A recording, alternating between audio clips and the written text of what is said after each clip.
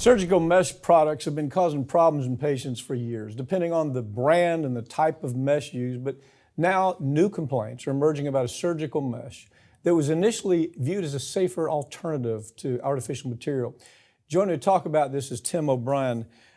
Tim, I think anybody in this business understands you are the leading lawyer that's tried more of these. You understand more about mesh than any lawyer I can put in front of me. I don't want you to be modest. That's just the truth.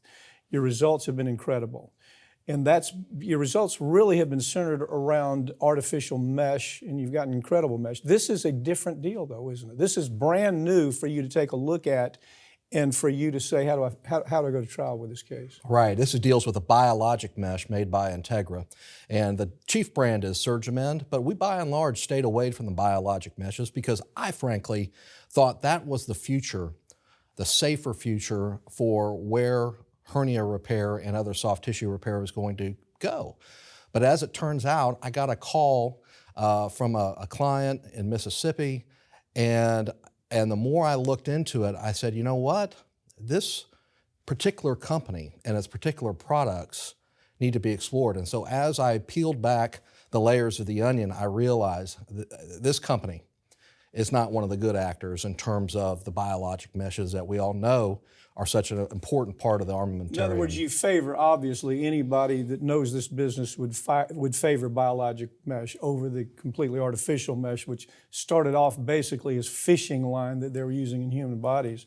You tried those early cases. You saw the most damning documents. I saw you interviewed one time where you were talking about how bad the documents were in the artificial mesh. I'm going to call it fishing line. I know it's not fishing line, but it's the same material. So excuse me as I do that, but it'll keep us in this conversation. The fishing line mesh was something that you found that the company understood clearly created a physical problem, biological, physiological problem in the human body that caused serious issues, health issues with people, and you tried those cases. Tell us a little bit about that, and then I want to jump into biologics so the viewers can understand the difference here. Sure. Chiefly, it's made with polyester, these artificial meshes, either polyester or polypropylene. The cases we've been dealing with are the polypropylene cases, and chiefly with the company known as Bard, which is the market leader. Mm-hmm. And the chief brand of polypropylene they used was a brand called Marlex. And Marlex, since the year 2004, had on its material safety data sheet, the safety data sheet, do not use this. This is not fit for use in humans. Bard knew about it, Bard continued to make it, and hundreds of thousands of patients have received these Marlex mesh products that are causing things such as bowel perforations, death, sepsis, chronic pain. Look, I want to ask you this question. You've had just years of experience in the courtroom as just a wonderful trial lawyer. I've been there, as you know, for many decades with you. But I'm wondering, what is it in your mind that causes a company like Bard to say, yeah, we really messed up. We caused real injury to this person. In some instances, it killed this person.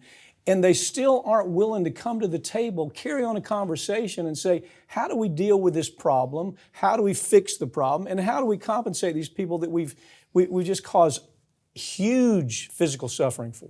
How do you do that? It's a numbers game for them. I mean, because right now with Bard, there's over 30,000 cases pending, and I'm leading most of those in Ohio with Kelsey Stokes. And to them, it's a numbers game because each and every trial that has come up so far, when we show the implanting doctor that Marlex document, the MSDS, and we say, had you known this, would you have put this in the patient? And they say, no, I would not have. And even to this day, Bard has never advised the doctors, we've got this prohibited polypropylene in patients. So they know O'Brien up there with his trials are coming up one at a time. They're playing a waiting game, a numbers game. So I heard you say one time that the corporate mentality is that, gee whiz, we'll do the waiting game, one trial, two trials at a time. Maybe they try 5 cases a year. There's thousands of cases out there. Every year they stay in business, they're making billions of dollars. So at the end of the day, if they've made $10 billion and they have to settle for $1 billion, they've made a $9 billion profit. Yeah, that's the mentality, isn't it? Right. The trial we have coming up very soon is a Perfect plug, and this all that is the fishing line that's woven into a mesh. They get it hot, and they put it over a cone, looks like a badminton birdie, and then they have the doctors put it into patients. It costs them about $6 to make. They sell it for over $180 each. The gross margin is 89%. Their vice president of sales said, "We are the cash machine. We are a cash machine." Did they use those words, cash machine? That was from the vice president of sales, yes. And when I took his deposition, he said, "We have very high profitability, and we, being the company that makes these meshes, Davol, the subsidiary, we are the cash machine fueling the rest of Bard." That's why they don't take these things off the market. You and I have talked time and time again. We see this conduct by corporate America.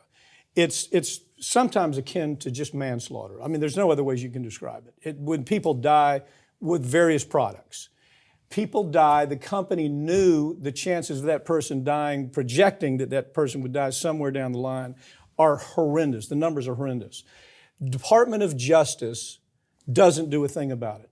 We have actually packaged up information about the most awful cases I can describe, all the way back to Factor 8, which was a product that killed hemophiliacs. And the product was contaminated with HIV virus, and they took it off the market here and then sold it all over the world and killed thousands of people all over the world with AIDS. We packaged that up. We gave it to the Department of Justice. They did nothing about it. You see the same thing happening here, don't you? I do see the same thing happening here, because what the DOJ says is, that's an FDA problem. And the problem is the FDA doesn't have any prosecutorial arm like the DOJ does. FDA is an administrative body. It's a regulatory body. It can't prosecute and put people away.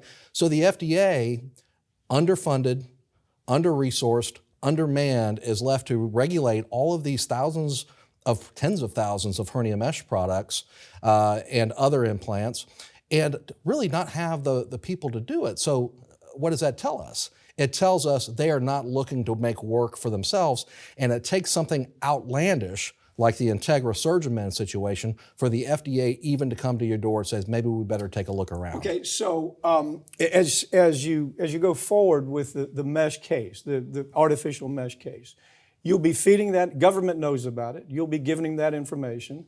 Here's the problem. The folks that are passing on the case with DOJ or the FDA, wherever it is, that governmental entity, they end up going to work for corporate America. They go to work for these companies. Isn't that kind of part of the plan? Isn't that part of the problem? You can't really trust the people overseeing this, because tomorrow they're going to be making $1 million a year working for the company. We have seen time and time again, specifically with the FDA, from the standpoint of the scientists. And the FDA has scientists, and when the scientists start creating problems, they very often either get picked up by that company that is making the problems that the FDA has perceived, and then the whistleblower is essentially taken away from a $200,000 a year job to a seven-figure job with stock options. Easy math. And with respect to the DOJ, you're talking about lawyers.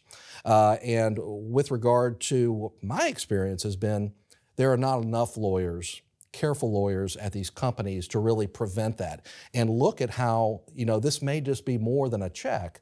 This could rise to the level of what you discuss. And there's just not enough lawyering going on, careful lawyering going on in these big companies to prevent the problems that you talk about. Yeah, you talk about in-house lawyers, Right. And if they do, they don't speak up sometimes because they're afraid they're going to lose their jobs. Tim, thank you for joining me, okay? Right. I want to do another interview with you down the road, and I want to talk to you about the biological mesh, okay? All right, sounds good.